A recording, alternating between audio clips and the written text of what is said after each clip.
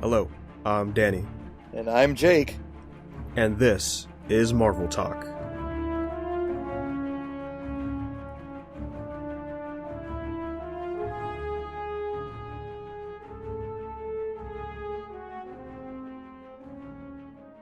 Welcome back, everybody, to a brand new episode of Marvel Talk. We're here. The final episode just dropped for WandaVision. And as a lot of people love it, I think us over here are thinking it was pretty meh, I think. At least for me, Yep. These last 3 episodes of the season were probably the weakest. Yeah, I would agree with you there, Danny. It took a little bit of a nosedive. Yeah, and I think it has to do with probably them. They need to really set up the ending for this show. And by bringing in Agnes as Agatha Harkness and just trying to tie everything up at the end, it just fell too short for me. I would have to be on the same level with you there. I felt like this was it just turned into a trailer for all of the other shows and movies coming out. Instead of standing and being its own thing, which it seemed like it was going to do, it decided to just say, no, we're not going to resolve anything now.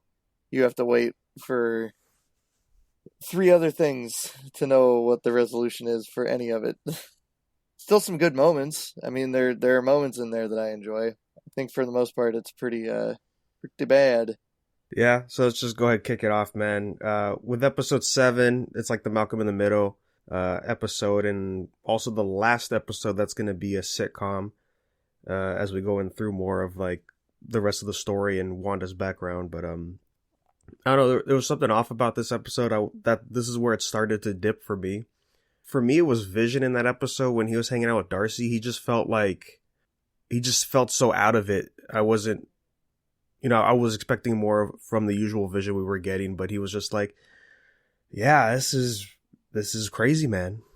Yeah, and I don't know if that has to do with the style of television they were ripping off, because it was sort of like Modern Family style-ish to an extent, right? Like that was, I guess episode 6 was Malcolm in the Middle, and this was the Modern Family style episode. Yeah, this one was The Office. Because they had like the Office intro with the different signs that said Wanda on them. Like a mockumentary, essentially.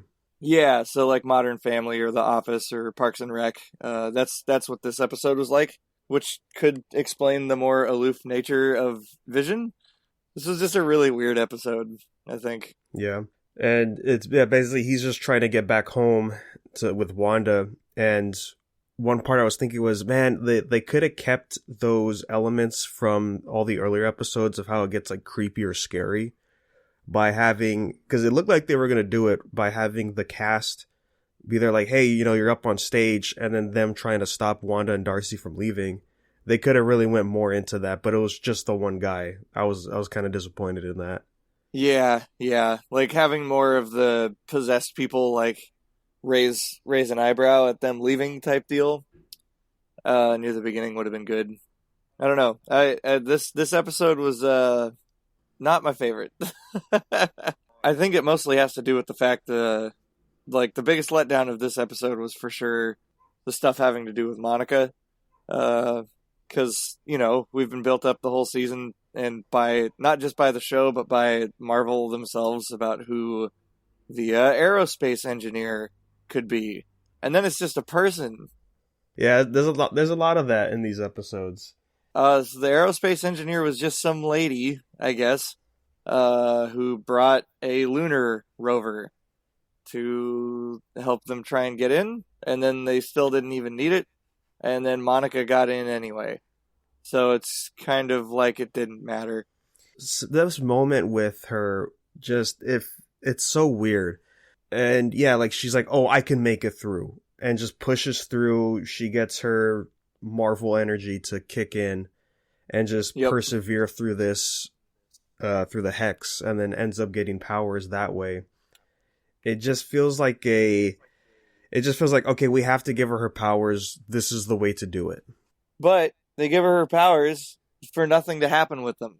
Like, she barely does anything with them anyway.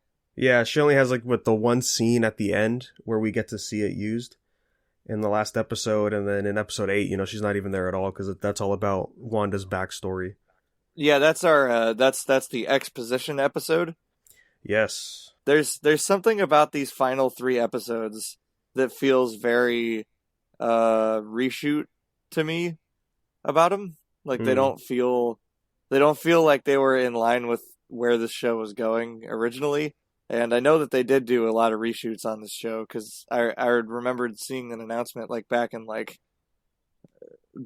halfway through last year that shooting was complete, and then shooting started back up again later, before the show actually came out. So I'm wondering if that has to do with the ending in any way. I'm not sure if there's any validity to that, and we probably will never know. But it could be a thing. But Monica in this episode just walks through the thing, and then she goes to the basement, and then she's done with the episode. Yeah, she gets captured by Evan Peters' character, who we find out is just some random guy. Yeah, a boner joke. That's all he's there for. That's it. It's Well, it was at the end of this episode, or it was the episode after when we get the reveal that Agnes is not a villain, but just the antagonist in this story.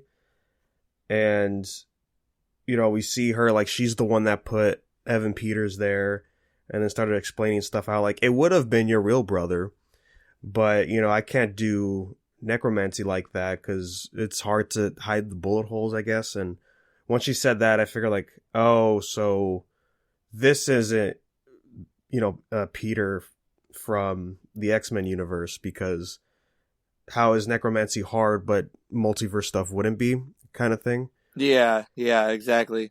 It's an obvious tactic from Marvel to get their numbers up by having this character casted by Evan Peters. Yeah, it's pretty shady, in my opinion. At the end of the day, I kind of feel like that they should have just made it a guy who wasn't even Evan Peters. Don't even have Evan Peters in the show, because he felt pretty wasted on this role. I gotta say, I can't find myself enjoying any aspect of how they used him now, knowing like what he ends up being.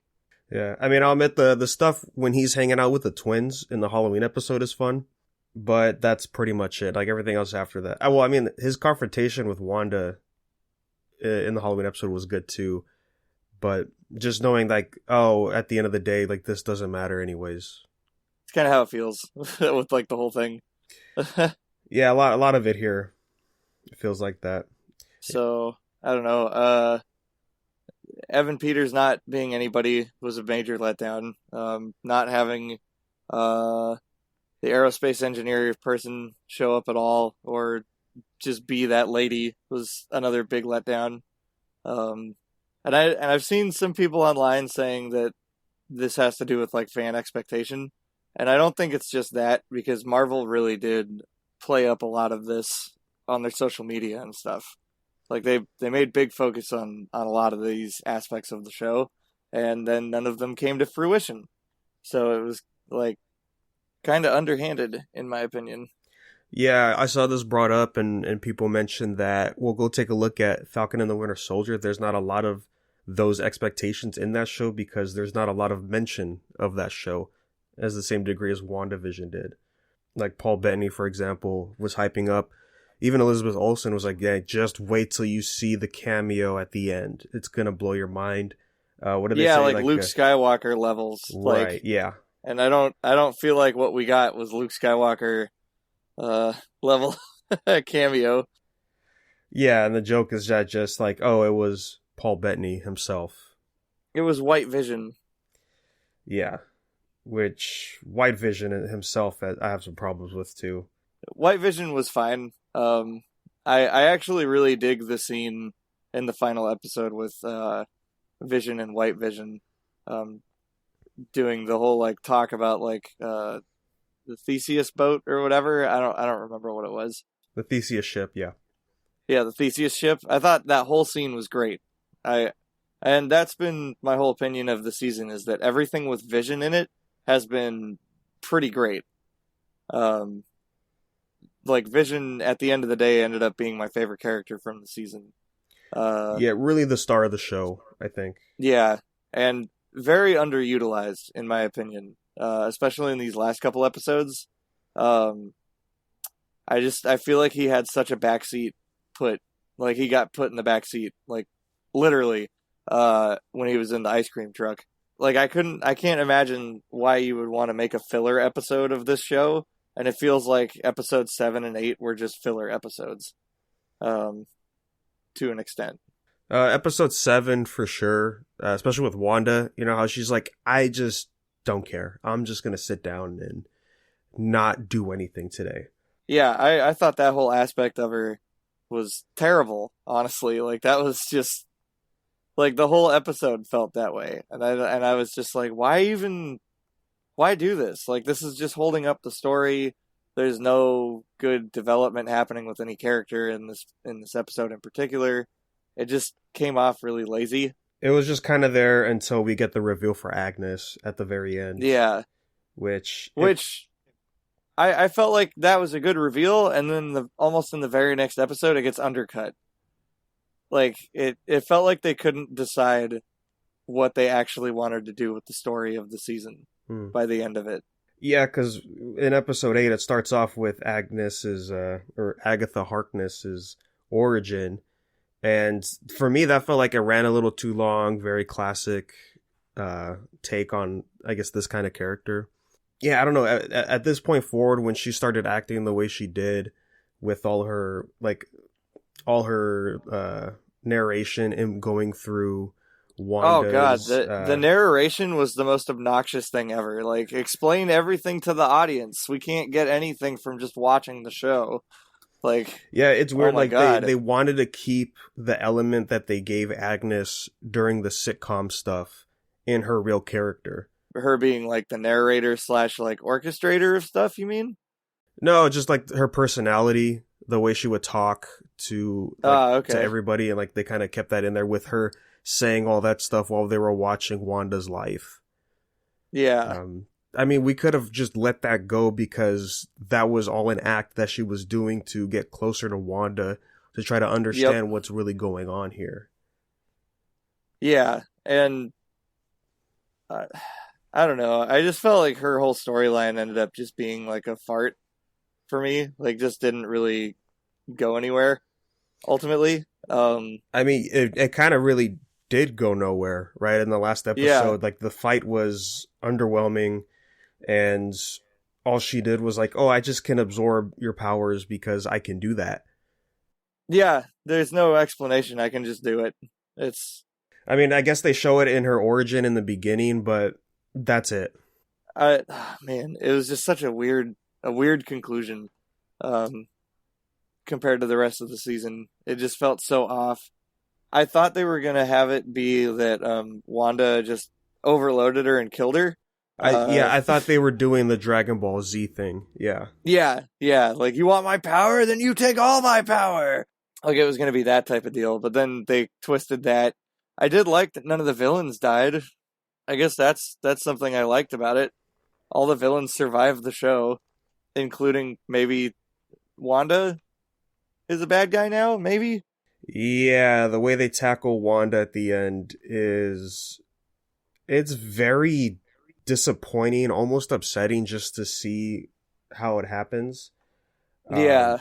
Because in a sense, this is a way bigger scale than what she did at the start of Civil War, right? Accidentally killing some civilians because she couldn't, react fast enough. And then here it's like she's held the town hostage for, I don't even know the time frame. Like, it's been a while because we saw like one of the cars was like full of dust and leaves. She just gets up after everything's over and just walks away. And the part that really ticked me off the most was that she said sorry to Monica. She didn't turn around to the people of that town and apologized. Yeah, no, that was the most like underhanded junk ever. Like, there's no hero in Wanda at all, in my opinion. And I thought they were doing something very mature And I thought Wanda was not leaving, and she was going to walk up to Monica, and I Yes. thought she was going to turn herself in.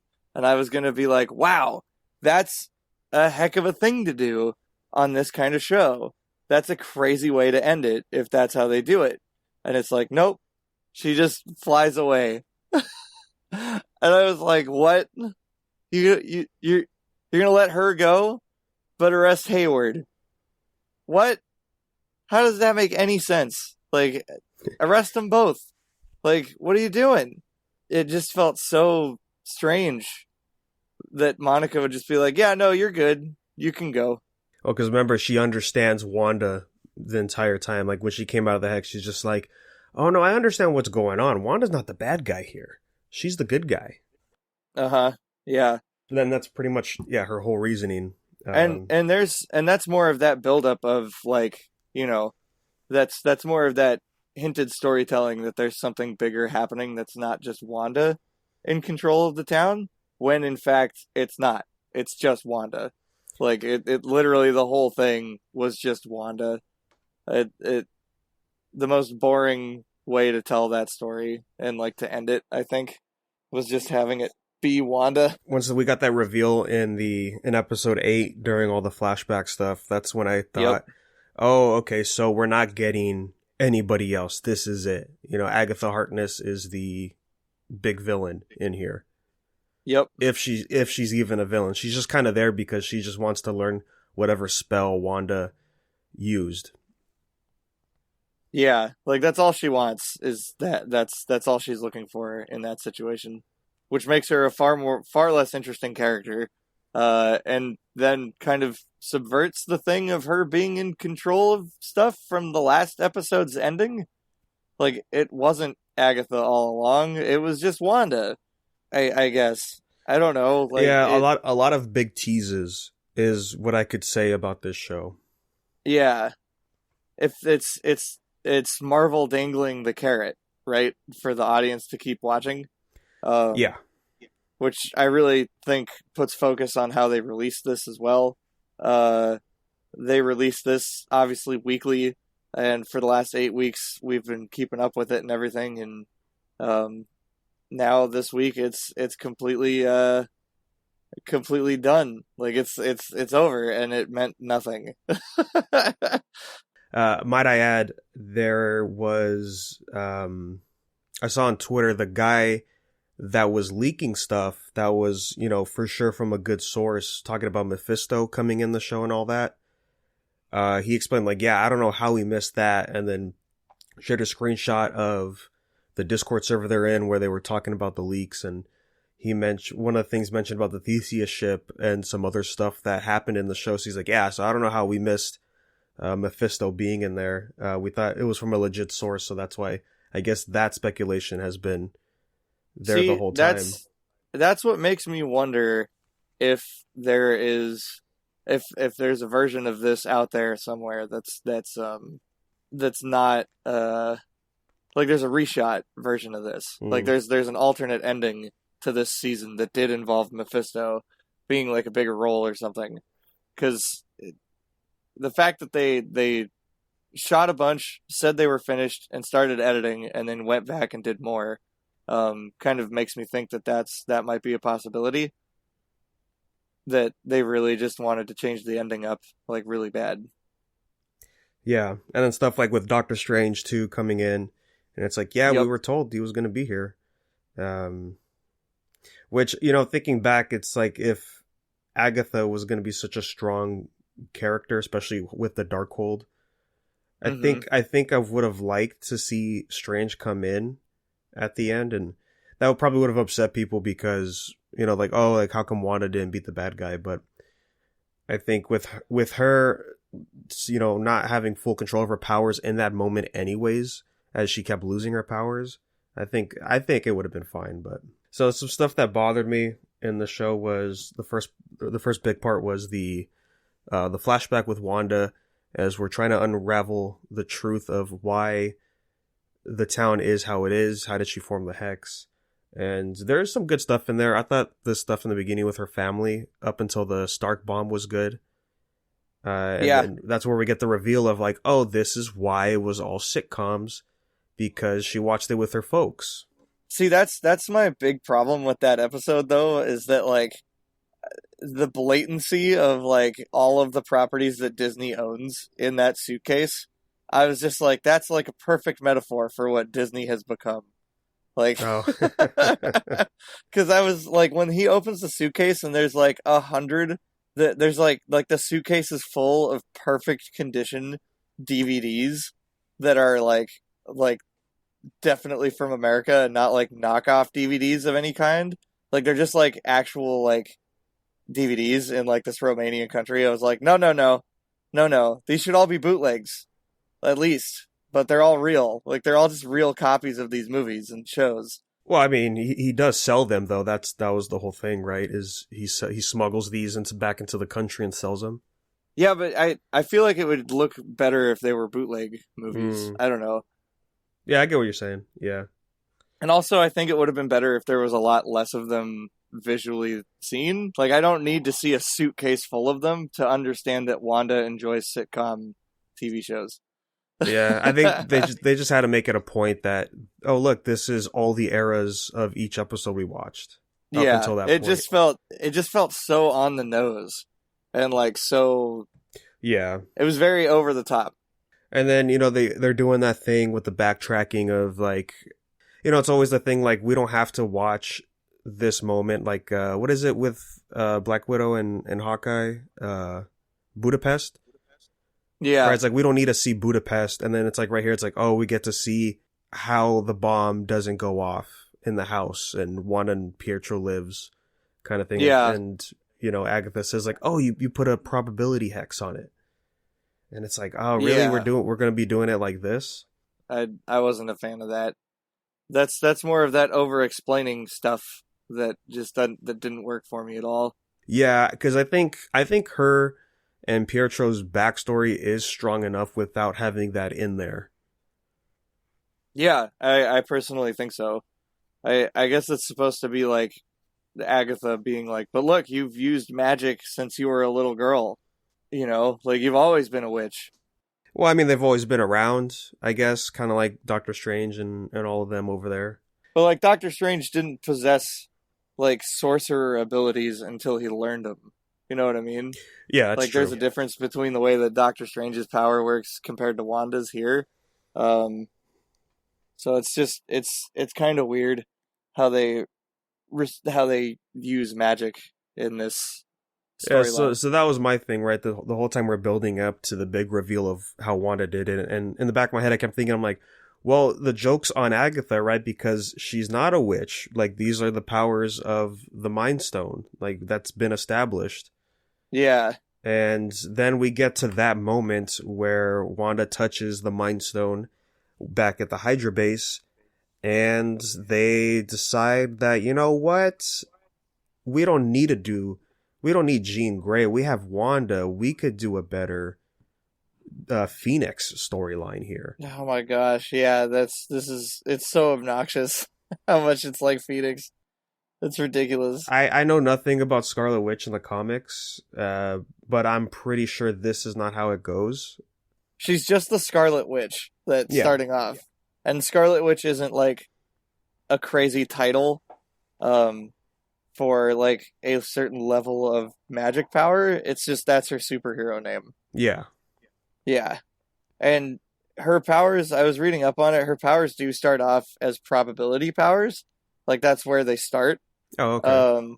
Yeah, like that's her original mutant power. She has power over probability. But then eventually they added in that she has power over reality and that kind of stuff when they get to House of M.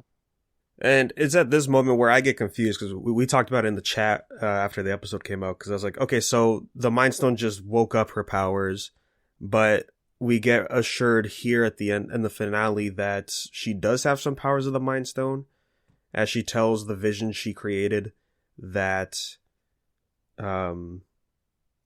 he's part of the Mind Stone within her, kind of thing. Make it all, just to have it all connect like that, I guess.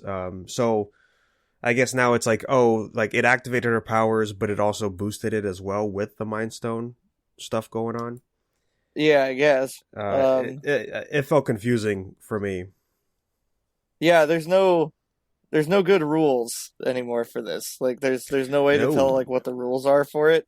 Um, so we don't actually understand how Wanda's powers work by the end of this. Unlike almost everything else previous in the MCU has been pretty well explained. So it's like, do her powers come from the dark dimension? Do they come from just the Mind Stone? Are they innate to her? Like, there's no way to tell by the end of this season. And, you know, at the end of it, I just wish it was just powers from the Mind Stone. Like, she's not an actual witch, but she can learn magic based on Yeah, the abilities that she got from the stone. I would. That's exactly what I would hope for. But that's I don't even know if that's what they're doing. I have no idea. And then see, when they explained that, the next thing I thought of was, what about Pietro? Because he got his powers from the same stone. What does that mean? Yeah, and how come he was able to survive? Like, because they say in that scene that like they tried like 64 other test subjects or something, and they all died. Yeah. And I'm like, how did you test them? You just put them in the room with it, and they just evaporated. And then my other thing with that is that plenty of other characters have been in contact with this stone and have not like evaporated into nothingness. And it's just really weird that this stone in particular is being given the same powers as the Power Stone. Because I'm like, that's the Power Stone's thing, is to evaporate people when they touch it. Because they're not strong enough to hold it. Like, that's the whole point of that stone. Every time we see people have used it, from what I remember, is that they never touched the stone directly. It was always with the staff. Okay. And then it wasn't until Wanda actually touches it. But does Wanda physically touch it? Yeah. It comes out of the staff and shows itself to her, but then after that, it's back in the staff. Okay, yeah, let's double check, because I'm pretty sure that like that's what it was, because they told her to, like, you know, go touch the stone, which is what I'm assuming everyone else did, and that's how they all died, because it's the Mind Stone, I guess. I guess it's very weird. Like I'd always imagined that the way that they used the stone to affect Wanda was more indirect than just having her go and physically touch it. Well, yeah, so she walks towards it. There's a rattle. It floats in the air and then shatters into pieces. And they notice it. Like, they can see something happening, obviously, right? Yeah. But then once they rush back into the room, does it show the staff a second time right there? Well, yeah, it has to be back in the staff, right? Because by the time you get to Age of Ultron, it's still in there. Yeah. Okay, yeah, so she doesn't touch it. It just activates, because I guess she's the Scarlet Witch. Yeah. Which, again, like, I keep thinking, like, well, Pietro, I mean, I guess because they're twins, but that's not good enough, I don't think. It doesn't make sense, really. And again, this is why you shouldn't be backtracking to explain certain things. Yeah, because it doesn't need to be explained like that. Like, we didn't need to see any of this stuff of her getting, like, how she got her powers from the stone itself, right? Like, we didn't need that. I don't know. It's just so underwhelming in terms of, like, having it, like, put in front of me and explained. And also, no Baron Strucker. I'm very bothered. We could have had Baron Strucker come back and had more scenes with him.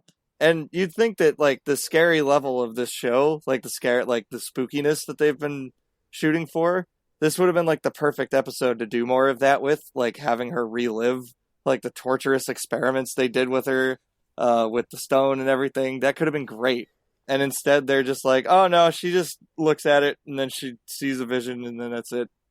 Like, I'm like, you did so much freakier stuff earlier in the season.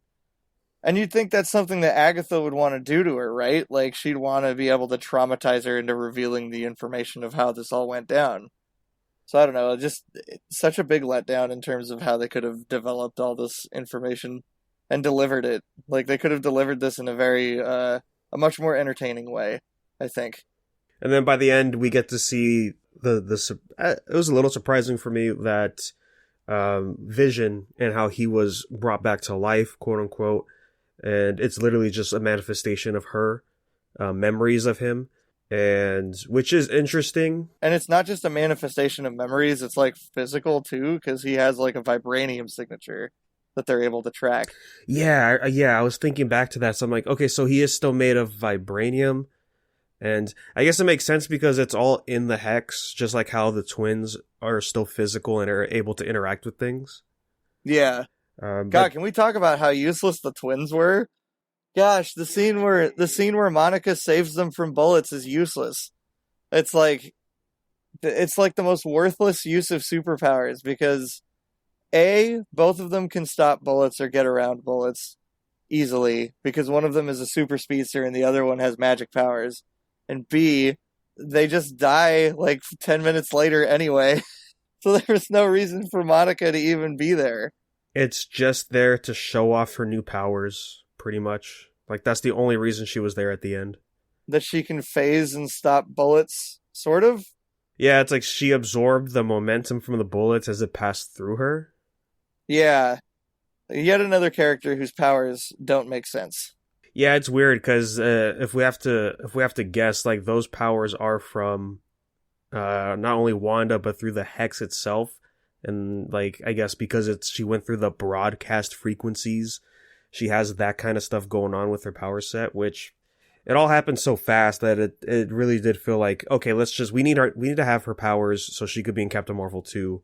So we have to just do it this way. I figured she's going to be in Secret Invasion. Mm, Like, that seemed like a huge Secret Invasion setup right there. gotcha. Instead of Captain Marvel 2.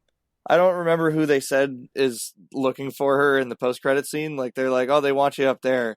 I kind of missed the dialogue because I was... Yeah, the scroll said a friend of your mom's, he's waiting, he wants to see you.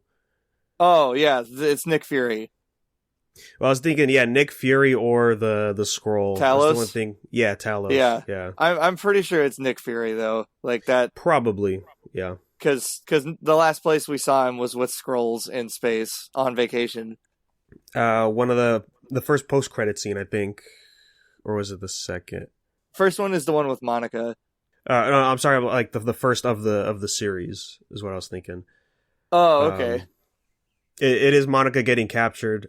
I was thinking of the second one where you get the reveal that Hayward actually had Vision's body the whole time, and rebuilt him and stripped the color for some reason. Well, because that's what happens in the comic book. Is he's when he comes like that? That's actually like a super accurate comic book deal. Is Yes. Vision gets rebuilt in the comics and he's all white. He's all white, yeah. And that's because he doesn't have his emotional side. He just has like the memories programmed into him. And they've been trying to figure out how to make him operational, but there's no power source that works. But it's like, oh, we just need some from the source, and it's like, oh, because Wanda's power is part of the Mind Stone. They have that jet that has a little bit of her power. Yeah, it still has like residual energy or whatever from it.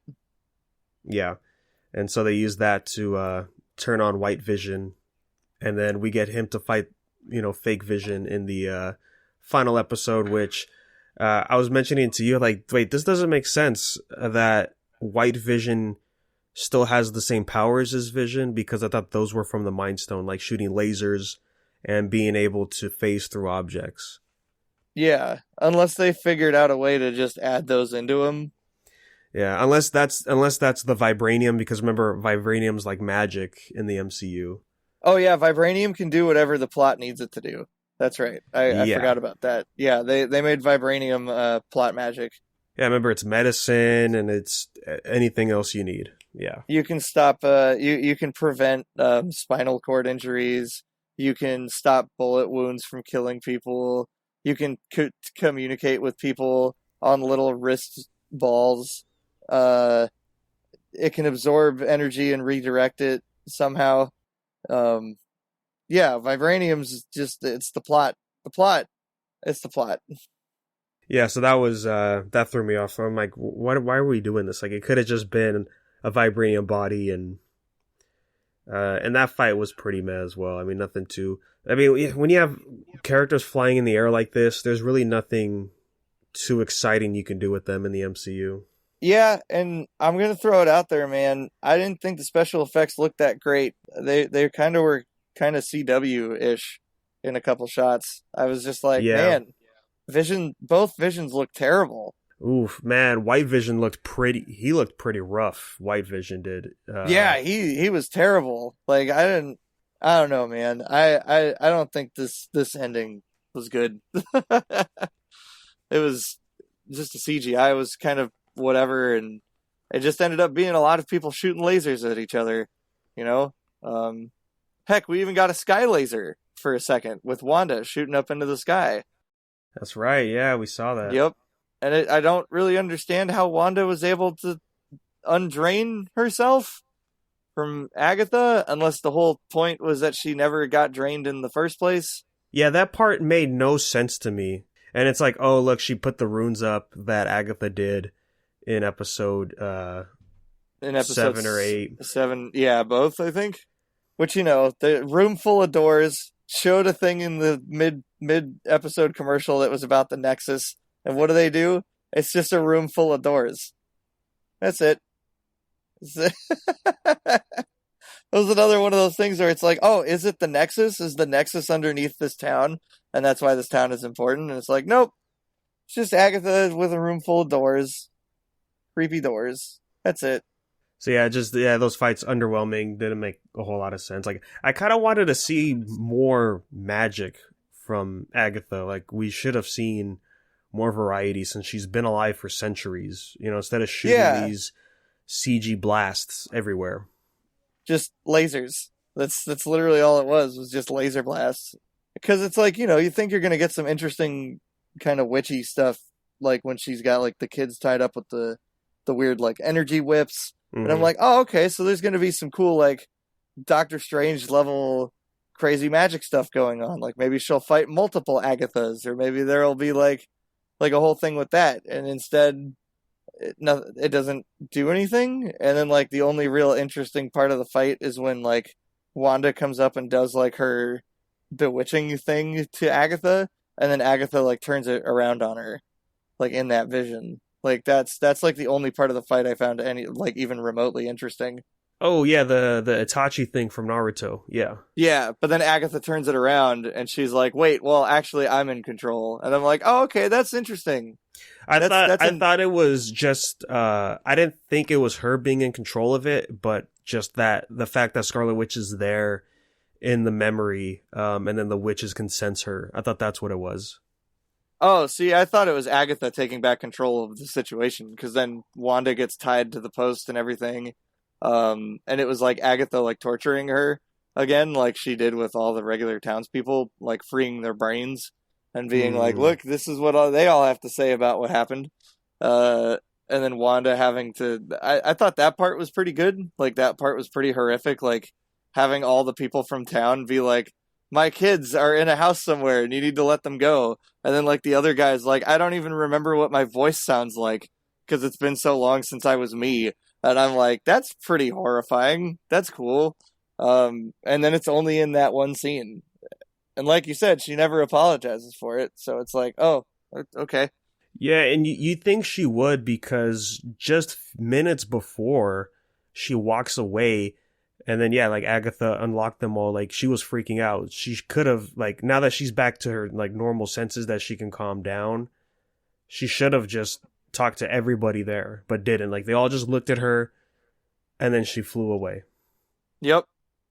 Super awkward. Like she should have been like apologizing to Monica first and then turned around and been like, and I'm sorry to all of you. I have done this horrible thing. I have to go find out what I'm meant for and why these powers were so terrible or something. And then she flies away.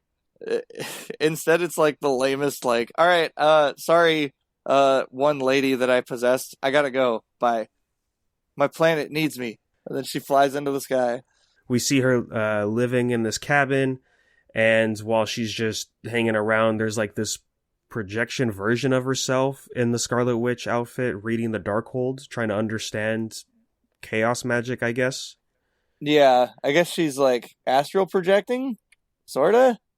Like yeah, that's what I thought. Yeah, it's kind of what it looks like, is that she's doing astral projection like Strange does. Yes. Yeah, that's sort of what I took it as. So again, just the fact that she didn't stick around and, atone for what she's done is probably the biggest disappointment. Yeah. Because we could have seen her locked in a cell or, back at the Avengers facility, but, heavy security, and she could still read the Darkhold there. Yeah, like that would have been fine. Like if she was reading the Darkhold like back there would have been just fine for me. I would have been cool with that. But instead we don't get any of that. And she's just out somewhere by herself reading the Darkhold. And also the Darkhold looks completely different than it did in Agents of S.H.I.E.L.D. Yeah, I wonder why. Yeah. Yeah, because they don't want to connect at all. Is definitely how it feels. They're like, no, what's Agents of S.H.I.E.L.D.? That didn't happen. That's not real. Never happened. Not once. We don't know what you're talking about. Yeah, so other than all of that, I knew the kids weren't going to make it once I found out Vision wasn't real. Yeah, I figured. And I'm not gonna lie, man, that whole final scene did nothing for me. There's like no emotions for me at all in any of that, because I was just like, it's just Wanda living out a fantasy. There's nothing actually like substantial here going on. Like ultimately it means nothing. Yeah, I mean, she was just going through her stages of grief, right, of losing Vision and being alone, which I saw people point out. It's like, I mean, is she really alone though? Like, there's still Clint out there. They had that talk at the end of Endgame. She could have gone to him and kind of all that stuff. But yeah, again, saying the final goodbyes to them. So maybe thinking, I'm like, I mean, yeah, she knew eventually that this is what it was going to come to. Yeah. So I think that's why the impact didn't hit as hard, because we've known for a while that this was the outcome. That makes sense. But I mean, who knows? As we saw with the second credit tease, as she was, reading the Darkhold, you hear the kids screaming for their mom, which is maybe like she's trying to physically bring them out. I don't know. It was weird because the way Agatha explained it, of saying like, oh, they're so entwined into this town that you built that they can't escape, that they can't leave this place. You have to choose one or the other. Yeah, it's like either you save Westview or you save your family, I think is the way she put it. But to me, it doesn't make sense because they weren't real to begin with. So how would they, if they weren't as tied to the town, they would have been able to come out? Like that's the insinuation I got from her, which it just doesn't make sense. It's really weird. Like that I don't know. It honestly, I don't know if we'll ever find out fully until it's actually like out, I guess, like with Doctor Strange and stuff. Like once they explain more there, maybe we'll find out more. But I guess if they're even gonna brush up on it. Yeah. Definitely makes me curious about how much we're actually going to get from Doctor Strange in reference to this. Yeah, because I mean, we don't know what the time frame is in between this show and Doctor Strange, but it's going to be a good amount of time of Wanda by herself learning magic, and then somehow Strange is going to recruit her to save the multiverse, I guess. Well, see, I almost wonder if they're going to make Wanda the villain. Because they definitely, like, the way she was, like, checking out the book and stuff in this really gave me, like, major supervillain vibes more than anything else. Like, oh, it's the supervillain figuring out how to use those powers. Oh, boy. Right. Because ultimately what she does to Agnes is a pretty messed up deal. Like, oh, no, you're going to live in this town forever.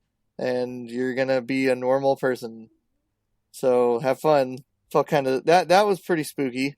So all in all, it was a strong start with the show, but after episode 6, it just fell hard for me, which sucks to say because it was actually interesting to check out and explore more of what's going, like the mystery stuff that was going on in WandaVision was nice, but as soon as we got the explanations, I more or less was checked out. Yeah, I gotta say I ended up being the same way. I just thought that all the explanations for stuff were quite lame. They didn't pan out. And I didn't like that they were built up so much by the studios themselves to be such big reveals. And then they just basically went nowhere. You know, I think that was pretty disingenuous of the company to of the studios themselves to put the audience through that, in my opinion. Yeah, unfortunate to say, and I saw some people on Twitter say like, "Oh, now I'm kind of worried for Falcon Winter Soldier and how they're gonna handle that show." And it's like, yeah, that's true, which is happening in 2 weeks, so we'll see. Yeah, I'm thinking Falcon and Winter Soldier is going to be the show that I just kind of wait. I just don't watch it right away. Um, Yeah, it's only 6 episodes, that show's also got major reshoots that happened, so we'll see right? how that goes. Seems like they're kind of changing up what these shows are doing, like to fit more of what they want to do in the future of the MCU, more than having these shows just stand on their own. I don't know. I'm kind of not interested in that style of storytelling where the show just ends up becoming a commercial for other projects coming up. So yeah, that's WandaVision. Yeah, just yeah, we bagged on it a lot, but that's what those episodes gave us. Yep. I mean, if you want to listen to us be excited about WandaVision, go back and listen to the last episode of that we talk about it on, because that was when the future was bright and hopeful, and we had 3 more episodes that we thought were going to be really good, and then ended up being kind of whatever. But hey, real quick, over on DC's end with superhero family with twins, I saw the premiere for Superman and Lois. I actually forgot that it was already out. And so I checked out the first episode. It's like an hour long. I think it was an hour and a half with commercials kind of thing. It was cool. I think Tyler Hoechlin, again, he's a pretty good Clark Kent Superman. Sweet. I like what he's doing. He's sort of bringing that classic clumsy goofiness into the role. Nice. That's cool. The beginning of the episode is like a whole section of bringing up his origin story of who Superman is and all that stuff. We got some cool nostalgic stuff, Easter eggs in there, like him wearing the classic suit from issue #1 of Action Comics. Yeah, I saw that clip. That looked great. Yeah, with a great line of, a kid said like, "I like your outfit." And he's like, "Hey, thanks. My mom made it for me." And then flies off. It's so wholesome and great. We get to see how he meets Lois, and the last time we saw them was in Crisis of Infinite Earths, and in that crossover is when they had their baby boy John, and then by the end of that crossover, when Superman was flying back home, Lois said like the boys, because they ended up getting twins in the new universe, and he was shocked like, wait, we have twins now? But in here, it's as if they were there the whole time. And Okay. it's sort of what you would expect for twins, I guess. There's one that's pretty good at everything. Is, I wouldn't say a jock, but he's popular in high school. And then they have the other boy who's kind of a shut-in, has mental problems, has to take medication for it. Oh God. Okay. So they're doing that route with the Wow. with the kids. One of the sons of Superman has to take mental medication. Wow. That's all right. That's where it starts us off for the show, and then it's just seeing like this episode is all about setup into what the season is going to be, which is Clark teaching his kids, or Clark being a father and teaching one of his kids how to handle the powers that they eventually unlock in the episode. So is it? Do they both have powers, or is it just one of them that has it? So far, it's just one. Okay. Yeah. Interesting. And they do a lot of things here that I guess can give challenge to Clark as a character, or just as a person, because tragically in this episode, his mom passes away. Oh, that sucks. Yeah, so they take her out right off the bat. We did get some moments with her, which was nice. Cool. But yeah, she's out, and so now it's going to be Clark and Lois raising the boys in Smallville back on the farm. Okay. Might be interesting. There wasn't a whole lot of that CW drama that's usually in all these shows, so I think that was a plus.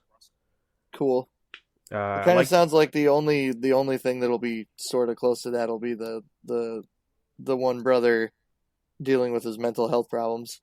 Yeah, because there's some stuff leading up before, like he uses his powers for the first time, and it's like typical teenage drama stuff. And then, we were introduced with the villain for the season, which I wasn't expecting Superman had to fight somebody. I thought it was just going to be a bunch of family time. But I guess because it's superheroes, we have to have a villain in there. Yeah, you gotta have a big punchy battle at some point. And I had a feeling the whole time as we saw this person, he's rocking like a mech suit. And is it Lex? Is it Lex Luthor? It is Lex Luthor from a different universe. As he explained, his universe got destroyed, and now he's here. We don't get a face reveal of who the actor is, but yeah, so he's going to be the antagonist for this show. All right, okay, sounds like an interesting start. Yeah, there was a lot to unpack in that first episode, and maybe because it was an hour and a half, an hour premiere was probably what it was, but yeah, there's some good stuff in there. I like the new suit that he wears. All the pictures I've seen of it have been freaking solid. Yeah, definitely a lot better than the Supergirl budget suit that looked all meshy, Yep. Very pieced together. Yeah, and I think, again, they had to do that to match Kara's outfit, which doesn't make sense because Kara's outfit is homemade, whereas Clark's is from Krypton. Yeah, but yeah, that's nice. Yeah, we do see some like classic stuff with Superman. Like the first thing that happened was a nuclear site was about to melt down, and then so he just went in to the ocean, froze a bunch of the water, and carried this giant block of ice and threw it into the nuclear plant to cool it off. Cool. That's pretty neat. That was a very classic, comic book thing to do. I thought that was cool. Yeah, that's pretty good. Yeah. To my surprise, because I don't think she's a character in the comics, but Lana from Smallville's in there. That character shows back up. Not the same actress. Yeah. I don't think she's from the comics, right? Lana Lang's been, she's a comic book character. Is she? Oh, okay. Or maybe she might have shown up in the movies first. Like, she might have been in Superman 3. Okay. Because Superman 3 is the first place she shows up, so she may not have been in the comics before that point, but she's definitely in it after that as like a character. Okay. And then she's also in the animated series. Lana Lang shows up in the animated show, the old cartoon. Oh, okay. Yeah. Yeah, my Superman background as well is not that knowledgeable. But yeah, so I'm interested in the show just to see what we're going to be doing. Especially with, Clark raising another Superman. Because as he mentioned, like, oh yeah, his dad didn't know what he was doing. And then now he's here, and now he can help his son, basically. That's cool. Yeah, and surprisingly, like, budget-wise, it looks pretty strong. I mean, they use a lot of night shots to do the big stuff. And then Makes sense. the flying shots are very, they were the same like in Crisis, where it's, quick, fast moving shots, stuff with like just on the camera and first person view. Makes sense. Yeah, that's the best way to cover the CGI if it doesn't look as good. Yeah, so I might keep an eye on this, see how many episodes are going to be out. I think it's only going to be 10 or so. I don't remember. And then who knows, we'll see. Maybe this will get a season 2 if it'll continue on. That'd be cool. That'd be pretty neat. I don't know. I like this Superman. I'm not a big fan of Lois herself, but I like Tyler Hoechlin, so I think he does a pretty good job. Yeah, Lois in here just wasn't the big catch for me either. I think she has some fine moments where she feels confident and like Lois, but okay. Other than that, like, I'm not here for her. I'm here, like you said, for Tyler Hoechlin. So I think it would be remiss of us to, we're fully into Phase 4 of Marvel. We're talking about how we're not excited about maybe future prospects. Oh yeah. And I think that one of the biggest things, the largest things that I'm not excited about is Melissa McCarthy and her new role in Thor: Love and Thunder. Ooh boy. Am I not excited? I just don't understand why they have to do this with the Asgardian stuff. I mean, I think the answer is because Thor and Dark World didn't do so well. I guess because they were too boring and serious for the audience that they have to go this route. But after Ragnarok, I think we mentioned it in our review too. Like, we'll probably go back, watch Thor and Dark World, and we'll probably like those a lot more than what we would remember. Yeah, and I have since watched both of those movies after Ragnarok, and I do appreciate so much more about those films compared to Ragnarok. Ragnarok is such a destruction of Thor as a character. Like, it's insane. Like, compared to what they set him up as in the first two movies. The last time we see the real Thor is in Infinity War. That's where we see him. Yeah. So yeah, Melissa McCarthy is in there. There's some set photos and videos of her with Matt Damon, and Chris Hemsworth's brother, Liam Hemsworth, I think. No, not Liam. Is it Luke? Might be Luke Hemsworth. Yeah, I think it's the older one, right? Yeah, because Liam's the one from Hunger Games. Right. Okay. Yeah. Yeah. Yeah, and she is playing Hela in the plays that they're still performing for some reason. Yeah. Sam Neill's back also. They brought Sam Neill back to be Odin. To be Odin again. Yep. Yeah. And I just don't get it, man. I was thinking too, I'm like, well, where we last left the Asgardians was on Earth as a bunch of fishermen on a coastal area. Yeah, with like no armor or Asgardian stuff, basically. Like they were just normal people who just had to fish. Yeah, my guess is Tessa Thompson, was it Valkyrie? She's probably the one that wants to have the play set up, is what I'm going to guess. I guess? I don't know. She's also shown, there's some set photos of her in like a black pantsuit. Yes, so, she's interacting with Jane Foster in those scenes, yep. I believe. And they showed Jane Foster on like a blue screen rig where she's flying in the air. But hey, Thor's back to normal. That's cool, at least appearance-wise. I'm sure he's still going to be a comical character. Especially since he's right next with the Guardians. And Star-Lord's new thing looks pretty good. Yeah, it makes sense. It makes sense. Thor's going to be comical because it's well received, and Chris Hemsworth likes being the funny guy on set. Yeah, since Ghostbusters. Yeah, since Ghostbusters. Hey, this is a Ghostbusters reunion now. This new movie. If Melissa McCarthy and him are in a scene together, it'll be a Ghostbusters reunion.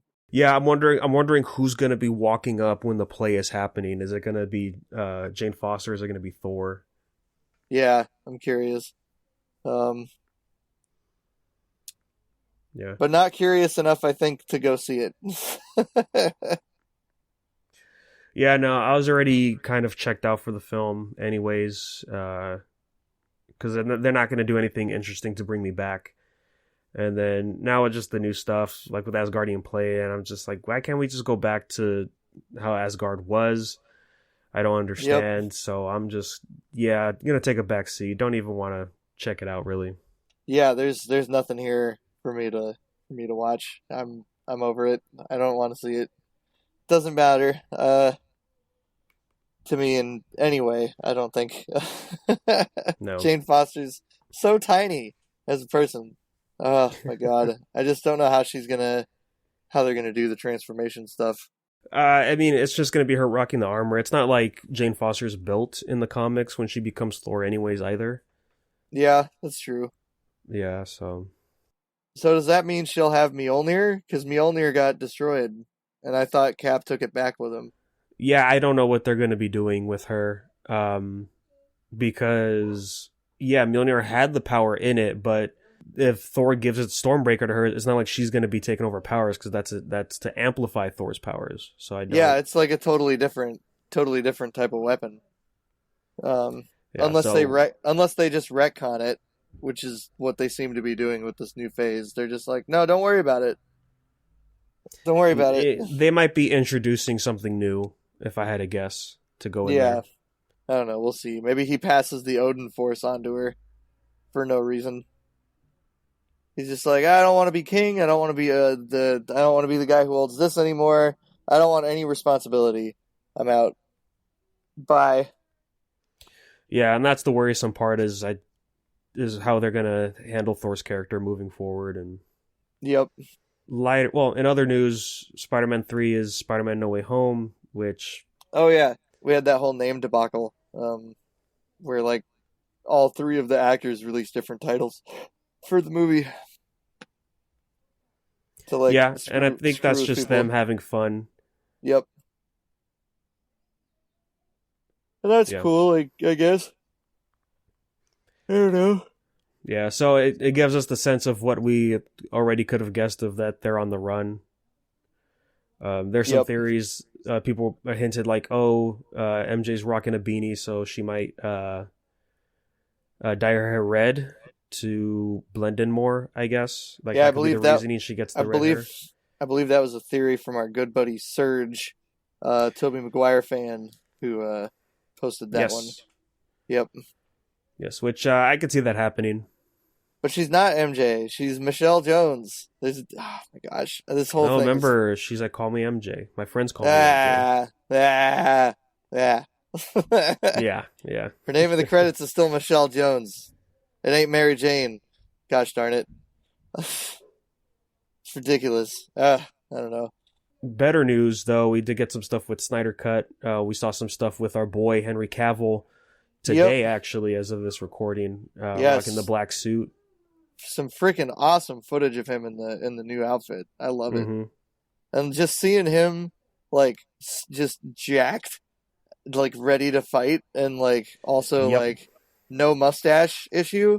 Whew, boy, that footage looks clean. That is, it's good stuff, man. I'm super stoked. Yeah. Oh, we saw that they added more suits into the scene of him walking down the halls of the ship. Kryptonian armor. Yeah, clearly, like one of the ones in the back clearly looks similar to what Zod wore in Man of Steel. And surprisingly, he walked past his own suit, the classic blue and red. I thought that was kind of interesting that he's just like, nope, don't want that one. I haven't earned it yet. Like, okay. Yeah, it's probably something like that, right? Yeah. Like he's probably like, I haven't earned that suit yet. I have to work my way back to being that character, like to being Superman.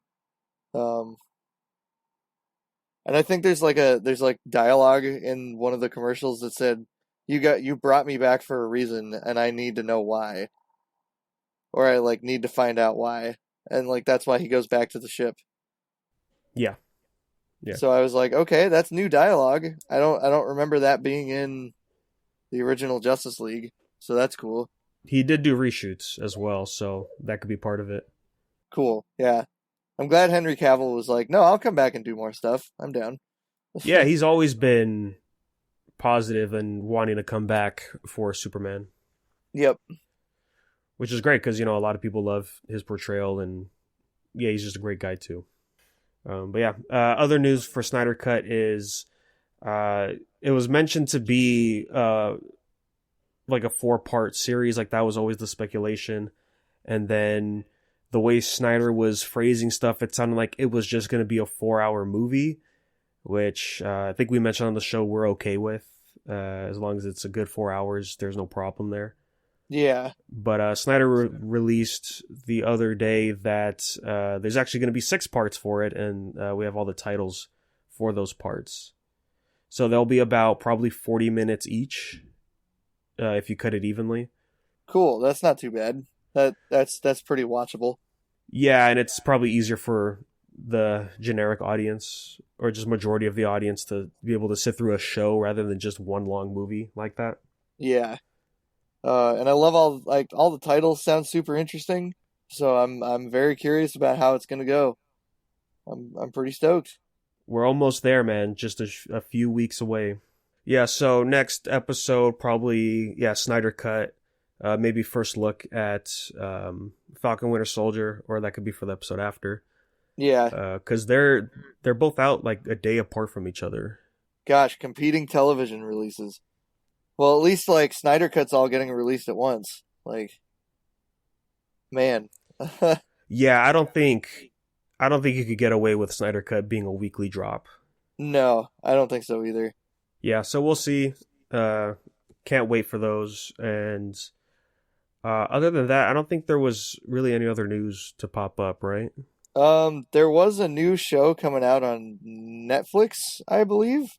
It's a new superhero series called what is it called? Jupiter's Legacy. Oh, yeah. I think I saw you share this the other day, right? Yeah, I don't have a ton of background detail on this. But all the actors look good and all the suits look pretty solid. I don't know. It's going to be some new superhero project that's coming out on Netflix soon. Cool. I'm interested. It being outside of Marvel and DC, that should be interesting. It's got my boy from Transformers, Josh Duhamel, in there, as one of the main characters. So that'll be cool. But yeah, non-DC or Marvel project that's like a superhero thing. I'm curious what it's going to be about. Yeah. Oh, and also Invincible, I think, is this month as well over on Amazon. Ooh, yeah, I've been super stoked on that one. So that should be pretty good. Yeah, March 26th, episode 1. Or the first 3 episodes will be out March 26th on Amazon. Okay. And so far it's slated for 8 for the first season. Yeah. I'm looking forward to that show too. That looks good. Yeah, this looks like it's going to be a weird spin on Justice League and Fantastic Four.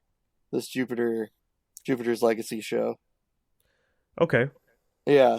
And Josh Duhamel plays this guy named the Utopian, who's the leader of this thing called the Union of Justice. All right. Yeah. Then his wife is Lady Liberty, and she's the wife to his Josh Duhamel's character.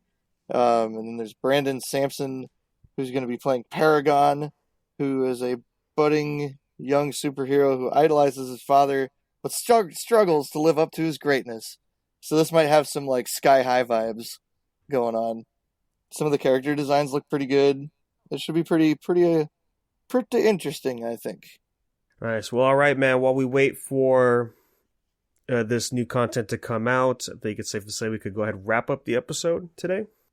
But all right, man. While we wait for the next episode, Jake, where can we find you at?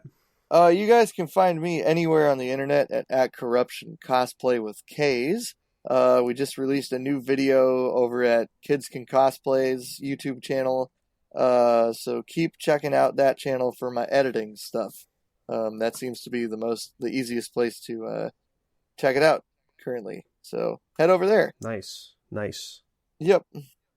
And Danny, where can we find you? As always, you can find me over at Negator7 anywhere on social media, as well as the other podcast, Unverse Podcast, and just streaming some classic video games over on Twitch. So thanks again, guys, for listening. If you have any questions or comments, send us an email, marveltalkpodcast@gmail.com. What are you guys' thoughts on WandaVision? How did you feel about those last few episodes? Would love to hear those thoughts. And you can follow us on social media at MarvelTalkCast anywhere you go. So thanks again, guys. And remember, we've said goodbye before, so it stands to reason we'll say hello again.